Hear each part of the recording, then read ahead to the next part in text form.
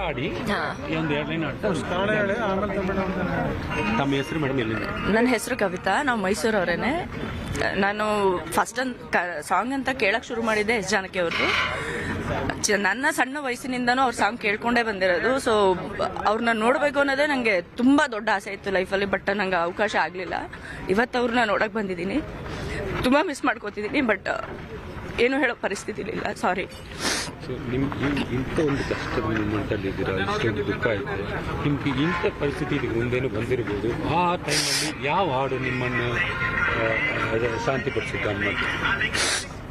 ಸಾರಿ, ನನ್ನ ಕೈಲಿ ಏನು ಮಾತಾಡೋಕ್ಕಾಗ್ತಿಲ್ಲ.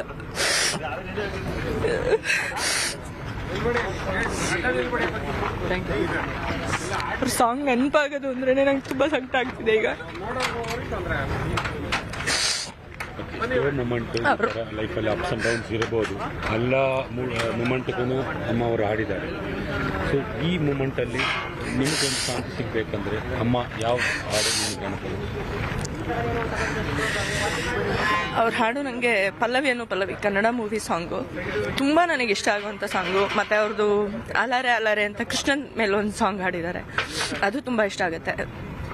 ನನ್ನ ಮಗನ ಅವ್ರ ಹತ್ರ ಆಶೀರ್ವಾದ ಮಾಡಿಸ್ಬೇಕು ಅನ್ನೋ ಆಸೆ ತುಂಬಾ ಇತ್ತು ನನಗೆ. ಬಟ್ ಅವಕಾಶ ಆಗಲಿಲ್ಲ. ಅದಕ್ಕೆ ಈಗ ನೋಡೋಣ ಅಂತ ಕರ್ಕೊಂಡ್ ಬಂದಿದ್ದೀನಿ. ಆತ್ಮ ಆಶೀರ್ವಾದ ಸಿಗುತ್ತೆ. ಯಾವುದಾದ್ರು ಒಂದು 2 ಲೈನ್ ಅಮ್ಮ. ಅಲರೆ ಅಲರೆ ಮುಕುಂದ ಮುರಾರೆ ಗೋಪಾಲ ಬಾರಯ್ಯ ಬಾರೋ ಶ್ರೀಕೃಷ್ಣನಿ ಬೇಗ ಬಾರೋ. Thank you sir. ನನ್ನ ಭಾಷೆ ಮಾಡಬೇಕು. ನಾವು ಕನ್ನಡನೇ ತುಂಬಾ ಕೇಳಿರೋದ್ರಿಂದ.